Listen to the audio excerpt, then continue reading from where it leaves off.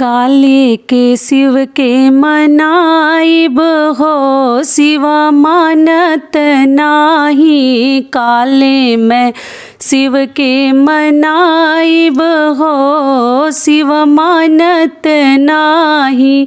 पूड़ी मिठाई शिव के मन ही न भावे, भांग धतुर कहाँ पाइब हो, शिव मानत नाही। काले मैं शिव के मनाइब हो, शिव मानत नाही। नमस्कार दोस्तों, मैं हूं ममता तिवारी और आप सभी का स्वागत करती हूं मेरे चैनल ममताज वे में। कैसे हैं आप सब? तो ये बताने के लिए कमेंट बॉक्स में हर हर महादेव हमेशा की तरह ज़रूर लिखें। तो चलिए, आप लोगों के बहुत सारे डाउट्स भरे कमेंट्स आ रहे हैं, तो मैं सोची कि जल्दी से आपको वीडियो दे दूं।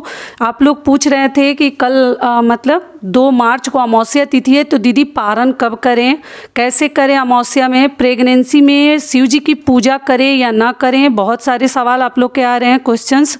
और दीदी 7 डेज हो गया हमारा, फिर भी हो रहा है, तो क्या हम पूजा करें या ना करें, और सबसे पहले मंदिर जाएं तो किसकी पूजा करें। तो इन सभी महत्वपूर्ण बातों को हम इस वीडियो में जानेंगे, तो आप बने रहिए मेरे साथ मेरे चैनल पर। अगर आपको मेरा वीडियो पसंद आता है तो प्लीज़ आप मेरे चैनल को सब्सक्राइब कर दीजिएगा, बेल आइकन को प्रेस कर दीजिएगा, जिससे मेरे वीडियो के नए नोटिफिकेशन आप लोगों के पास सबसे पहले पहुँचे। तो चलिए शुरू करते हैं, जल्दी से मैं आपको जितने डाउट्स हैं क्लियर कर दूँ। तो सबसे पहली बात है कि दीदी प्रेगनेंसी में क्या शिव जी की पूजा कर सकते हैं। तो देखिए, सच पूछिए तो प्रेगनेंसी में शिवलिंग की पूजा नहीं करनी चाहिए। शिव जी को हमें नहीं छूनी चाहिए, ठीक है, छूनी नहीं चाहिए। ऐसे प्रतिमा है, फोटो है, घर में है तो आप पूजा कर सकते हैं, लेकिन शिवलिंग को सच में नहीं छूनी चाहिए। बाकी आप लोग अपना देख लीजिएगा, क्योंकि हर घर के थोड़ा सा नियम भी अलग है। मैं कैसे बोल दूं, फिर आप लोग बोलेंगे कि हमारे घर होता है, तो आप देख लीजिए। लेकिन ऐसे शिवलिंग को हमें स्पर्श नहीं करनी चाहिए प्रेगनेंसी के दौरान 9 महीने। और दूसरी चीज़ क्या है कि कई ऐसे लोग हैं ना, रुद्राभिषेक करवाते हैं अपने घर में, पार्थिव पूजते हैं। तो कभी भी रुद्राभिषेक या पति के साथ बैठकर शिव जी की अगर पूजा अर्चना आप कर रहे हैं, तो प्रेगनेंसी में कभी भी पति के साथ बैठकर पूजा ना करें अपने हस्बैंड के साथ, क्योंकि वो 3 सिर हो जाता है।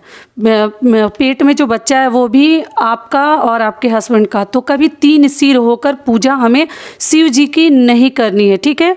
तो ये दोनों चीज़ आप लोग का क्लियर हो गया कि शिवलिंग को टच ना करें, घर में थोड़ा बहुत हल्का फुल्का पूजा कर लें अगर आप व्रत हैं तो ये हो गया। दूसरी चीज़ क्या है कि दीदी 7 डेज हो गया फिर भी थोड़ा बहुत डिस्चार्ज हो रहा है, तो क्या करें ना करें। तो देखिए, नियम है बस केवल 7 डेज का ही। 7 डेज के बाद भी अगर थोड़ा बहुत होता है तो वो प्रॉब्लम की वजह से कभी कभी हो जाता है, तो उसके लिए आपको चिंता नहीं करनी है। आप आराम से शिव जी की पूजा 7वें दिन हो रहा है तो भी, नहीं हो रहा है तो भी बाल धोकर जाकर कर सकती हैं। कई ऐसे लोग के ना, देखिए ये सब चीज़ें नेचुरल हैं, कभी कभी 7 डेज के बाद भी थोड़ा बहुत लग जाता है, थोड़ा बहुत हो जाता है, तो इसलिए आपको घबरानी नहीं है, आराम से जाकर शिव जी की पूजा अर्चना कर सकती हैं। तो ये हो गया हमारी दूसरी बात। अगली बात क्या है कि आप लोग पूछे हैं कि दीदी अगर हम मंदिर जाते हैं पूजा करने के लिए तो सबसे पहले किसकी पूजा करें।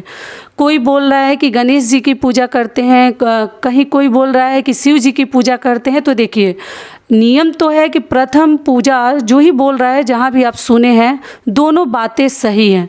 शिव जी की भी पूजा आप प्रथम कर सकते हैं, और आप ऐसे तो नियम है कि गणेश जी की ही पूजा हमें सबसे पहले करनी चाहिए, उन्हीं को पहला पूजा दिया जाता है। सर्वप्रथम गणेश जी की हम पूजा करते हैं। लेकिन चूंकि उस दिन जो है महाशिवरात्रि है, तो उस दिन शिव जी का वो शादी का सालगिरह है, तो सबसे पहले हमें शिवलिंग की पूजा करनी है, उनके ऊपर जलाभिषेक करनी है। दूध से आप कर सकते हैं, जो ही चीज़ आप लोग को मालूम है, मैं कई वीडियोज में बता चुकी हूँ। अच्छे से विधि विधान से आपको पूजा करनी है। तो सबसे पहले अगर आप शिव जी की भी पूजा कर लेते हैं तो कहीं कोई आपसे कोई भूल नहीं होगी, ठीक है, क्योंकि उस दिन महाशिवरात्रि है। बाकी दिन अगर आप चाहें तो गणेश जी की भी पूजा, मतलब बाकी दिन तो हम करते ही हैं।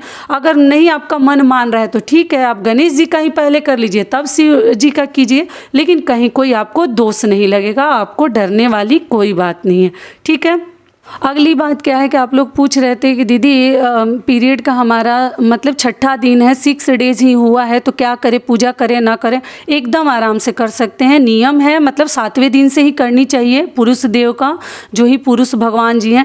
लेकिन कोई बात नहीं, साल में एक बार आता है। अगर पूरी तरीके से आप सही हो गई हैं, साफ़ हो गई हैं, तो आप अच्छे से 7वें दिन मंगलवार को पीरियड का बाल भी धोते हैं। थोड़ा सा शैम्पू से नियम कर लीजिए और आप आराम से जाकर शिव जी की पूजा छठे दिन भी कर सकती हैं, ठीक है। लेकिन बाल पे से नहा लीजिएगा, थोड़ा सा शैम्पू से नियम कर लीजिएगा।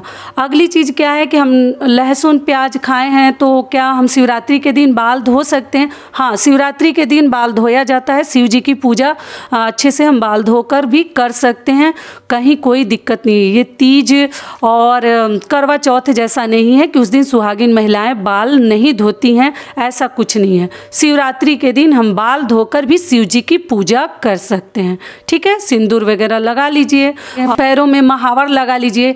तो क्या करनी है कि बाल वगैरह आप सही से मतलब सही समय पर धो लीजिए कि कुछ देर बीत जाए, तब अपना श्रृंगार जो बाकी है, जो बाल धोने के तुरंत बाद नहीं करने चाहिए, वो सब आप 1-1.5 घंटा बीत जाए, 1 घंटा भी कम से कम बीत जाए तब लगाइए, ठीक है। अगली चीज़ क्या है कि अमावस्या दीदी पड़ जा रहा है दूसरे दिन, मतलब 2 मार्च को, तो हम पारण कैसे करें? तो देखिए, पारण तो नियम है हमें चतुर्दशी में ही करना है। जो शिवरात्रि व्रत हम रखे हैं तो उसका पारण हमें चतुर्दशी में ही करनी चाहिए। तो देखिए, आपको ना 10 बजे से पहले, जो कि मैं अपने लास्ट वीडियो में बता चुकी हूँ, 10 बजे से पहले आपको पारण कर लेनी चाहिए। सुबह ही उठिए। ऐसे तो इसमें रात्रि को जागते हैं। शिव जी का शादी का सालगिरह है, तो बहुत सारे लोग जैसे उनका बारात निकलता है, झांकी निकलती है, हर जगह मंदिरों में अलग अलग तरीके से पूजा पाठ किया जाता है, तो लोग पूरे रात में जागरण करते हैं। तो अगर उस प्रकार से आप जगे हैं, पूजा अर्चना कर रहे हैं, अपने शिवालय में, अपने मंदिर के आसपास हो रहा है प्रोग्राम, तो आप देखिए और सुबह ही उठकर समय से नहा लीजिए।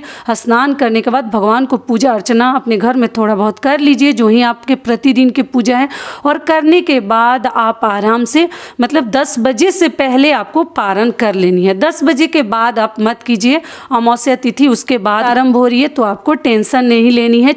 चतुर्दशी जो है 10 बजे तक है, ठीक है। तो आपको उसी में पारण कर लेनी है।